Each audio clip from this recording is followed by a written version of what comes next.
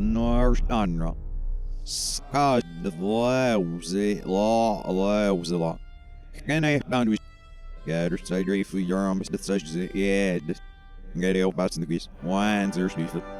If the shit is a bit doing this, Nick long get your vet. If the shit is as it, get your vet. Nice, this night. Ladies and gentlemen, I seem to have come unstuck from the forward motion of time and was speaking in reverse for a moment there, but all is well. It's just one of those things that happens on New Artilia. Calm yourself.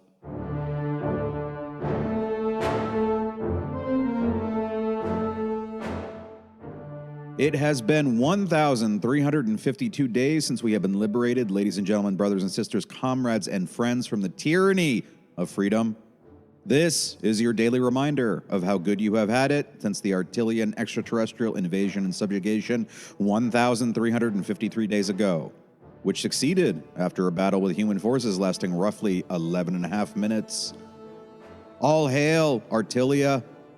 All hail the eyes in the sky. I'm your host, Landon Harker, and here's how good you have it today.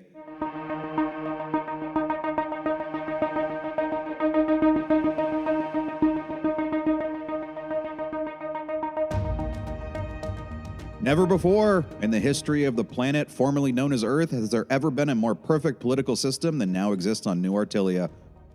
However, it seems that some citizens fail to recognize the extent of its greatness, and it's a real f***ing shame. The Artilian Division of Human Activity, which can only be explained by mental health disorders, is addressing rumors of curious longings for bizarre concepts like freedom and justice, and their origin remains completely unexplained. Recently, Artilian psychologists have discovered the root cause of this widespread unhappiness, a form of madness they have termed lame schizophrenia. This peculiar affliction manifests when individuals exhibit outward normalcy while secretly harboring notions of societal reform and revolution, which is considered a clear and present sign of insanity. Symptoms outlined in contemporary psychological literature include revolutionary delusions, a persistent, quote, seeking of truth, and unwavering perseverance in demanding answers to basic questions. It's sad, no? Dissidents who persist in the desire for so-called improvement of New Artilian society will soon find themselves confined within mental institutions with dedicated teams of psychologists tirelessly working to cure them of this sickening disease. Or they'll be shot behind the right ear on sight. It's hard to say, really.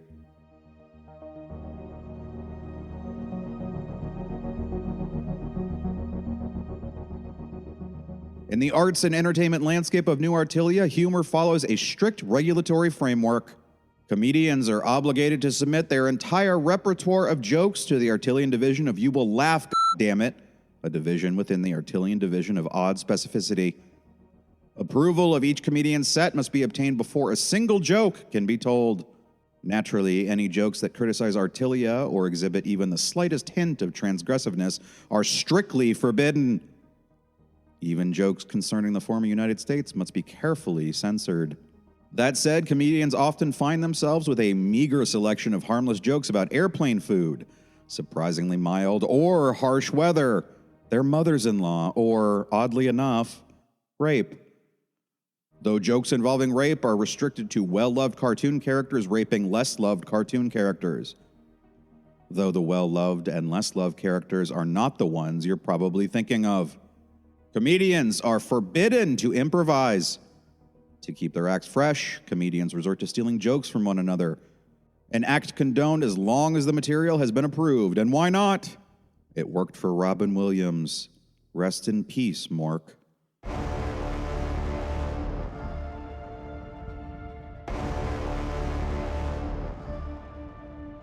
The Artilian Division of Religious Freedoms wishes to inform you that they have not made and will not make any mandate or regulation regarding which religions are acceptable and how they are practiced.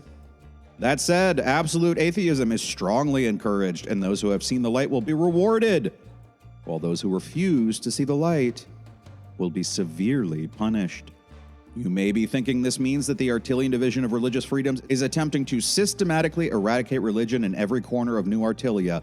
Nothing could be further from the truth. Also, apropos of nothing, atheism is the officially endorsed scientific truth on New Artilia. Museums of atheism have been established in place of religious institutions in every major city. Families throughout are strongly encouraged to visit these museums to witness exhibits showcasing the evils of religion. Topics cover a broad spectrum, ranging from how the Catholic Church definitely fueled wars to accusations of financial motives behind organizations like the Salvation Army. Scary stuff, comrades. It is comforting to know both that we are free to practice any religion we choose and that we will be rewarded for being smarter than that. In Indian Ocean news, the Indian Ocean is now free of water and will henceforth be known as the Indian Basin or Indian Canyon. The name is a work in progress. Suffice it to say, when referring to traveling by boat or ship, one must now say traveling the 6 seas. It's going to take some getting used to. It's not quite as catchy, is it?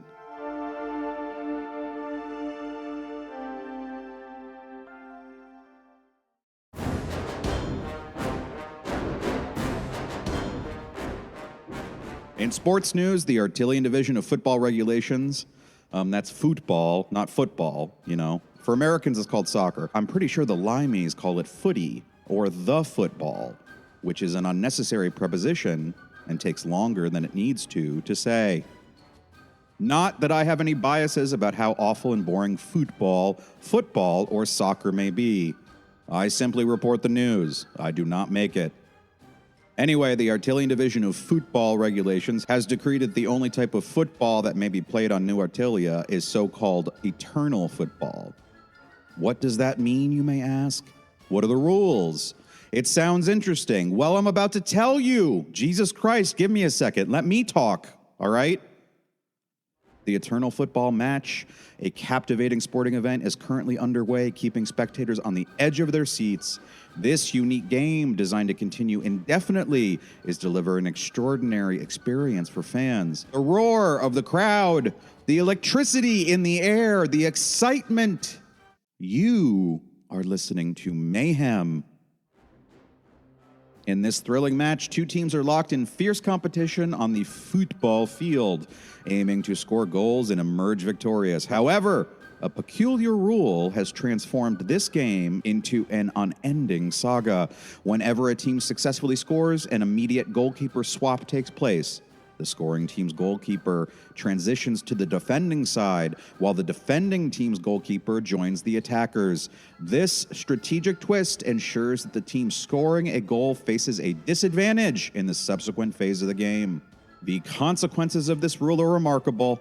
As the match unfolds with a perpetually shifting dynamic, each goal sparks a thrilling sequence where the scoring team finds themselves outnumbered during subsequent attacks. Their challenge becomes twofold, defending their own goal while attempting to overcome the overwhelming odds. The elusive nature of a decisive victory adds an element of suspense, leaving both teams striving relentlessly to seize control of the match. The Eternal Football Match has become a magnet for a multitude of spectators drawn to the enthralling spectacle taking place before their eyes. The intensity of the game has already gripped the audience, with hours of nonstop action showcasing the team's unwavering determination to score while defying formidable opposition. And most important of all, as the pitch is guarded by armed security forces and a single Artilian governor, the game only really, truly ends when every player is dead. Not that I'm saying that's a good thing. Again, I have no opinion.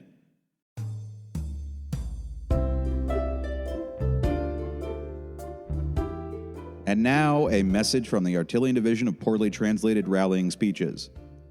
Ladies and gentlemen, esteemed guests, and those who have inexplicably found themselves entangled in this tumultuous tempest of verbosity, I stand before you today with a fervor that defies reason, with words that shall ignite the flames of confusion and leave you pondering the meaning of your own existence. In this cacophony of rhetorics, I implore you to unleash the depths of your senses and embrace the whirlwind of absurdity that engulfs us. Let our spirits soar on the wings of preposterousness, for in the realm of nonsensicality lies the true essence of enlightenment. Behold the majestic spectacle of our endeavors, like a flock of polka-dotted flamingos dancing in harmonious chaos. We shall traverse the uncharted territories of absurdity, leaving behind a trail of bemused bewilderment. With words that ricochet through the chambers of reason, we shall shatter the shackles of logical coherence and bask in the glorious pandemonium that ensues. Let us summon the metaphysical unicorn of nonsensical brilliance, forged in the fires of paradoxical paradoxes. Its radiant mane of illogicality shall cascade upon our heads, bestowing us the power to transcend the boundaries of rationality. With each breath, we inhale the ambrosia of comedic transcendence, exhaling laughter that reverberates through the halls of cosmic absurdity.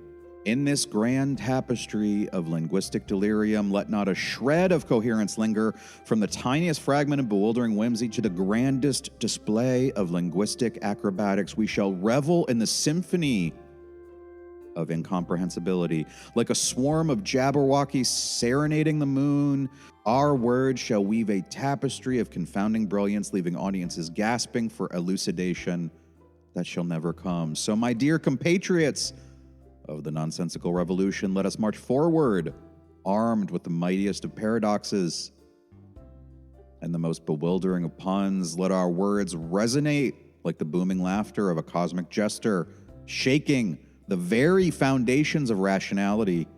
Remember, my friends, the true path to enlightenment lies not in the realm of logical certainty, but in the absurdity that dances at the fringes of reason. Embrace the chaos, revel in the whimsy, and let us ascend together to the dizzying heights of nothing. In conclusion, I leave you with this nonsensical mantra. Fizzle-bop, bipper-flop, zippity-zap, zoppity-zoop.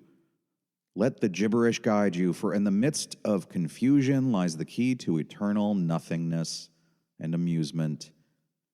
Thank you again, and may the irrationality be ever with you.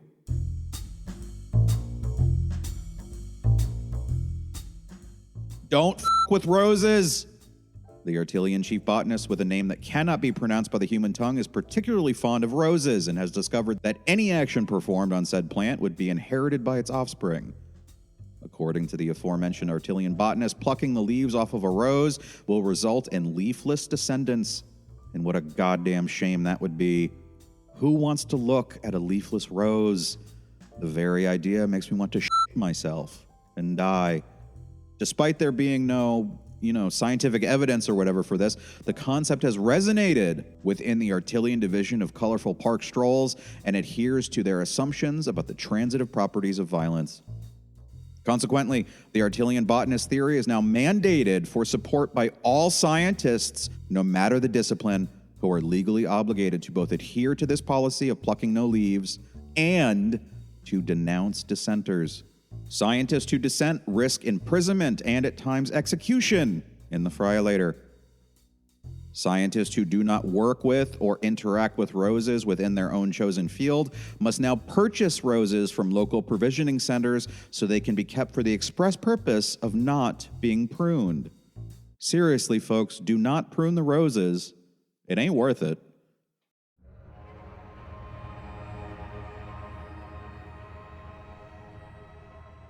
The word obey has its origins in Old French. It can be traced back to the Latin word obedire, which means to obey or to listen to. Obedire is a combination of the prefix ob, meaning towards or in the direction of, and audire, meaning to hear. The concept of obedience is often associated with listening and following instructions or commands. Over time, the word obey was adopted into Middle English from Old French, retaining its meaning of compliance and submission. Unsurprisingly, the word of the day is obey.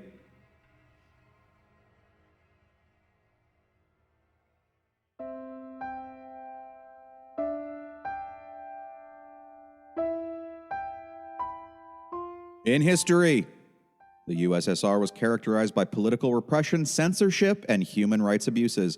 Dissenting voices and political opposition were often suppressed, with limited freedom of speech and assembly. State control over various aspects of society, including the media and the economy, was pervasive.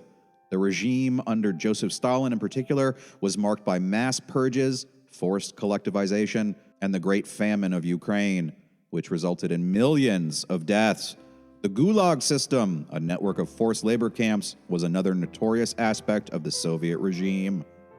Deaths under this system were vast and brutal, with the following number of people dying per event. The Red Terror, 2 million. Dekulakization, 5 million. Gulags, 2.5 million. The Great Purge, 1.2 million. Deportation of national minorities, 1.5 million. Repression outside of famine, 12.5 million. The Soviet famine of 1930 to 1933, 8.7 million. The Soviet famine of 1946 to 1947, 2 million, for a total death toll of 23,455,000 people.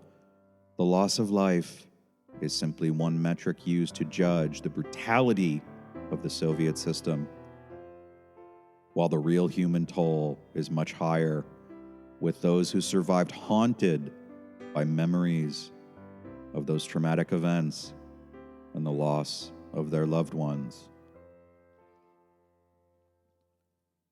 Also, the Artillery Division of Terror, which is to reach back into the past and inform the USSR that those numbers are, cute.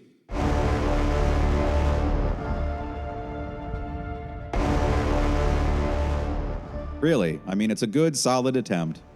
But we do those numbers before breakfast, and we love the smell of genocide in the morning.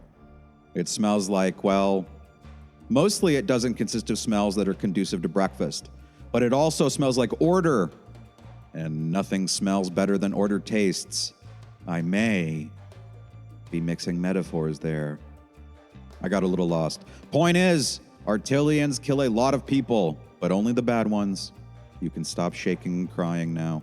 You'll be fine. Go on. Eat your breakfast. If you open your window, you'll smell the righteous death of millions of troublemakers.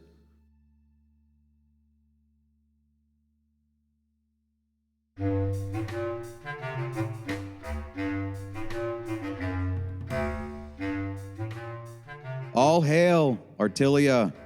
All hail the eyes in the sky. All is well.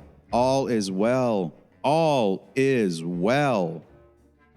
Remember, the ducks are drones. And that makes me think of a joke I think I'm allowed to tell. What's the difference between your mother-in-law and a mallard with a cold? Well, one's a sick duck. You can guess the rest.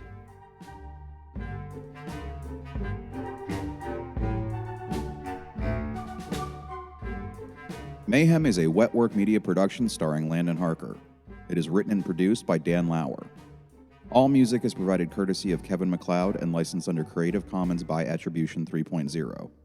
To learn more, visit incompetech.com.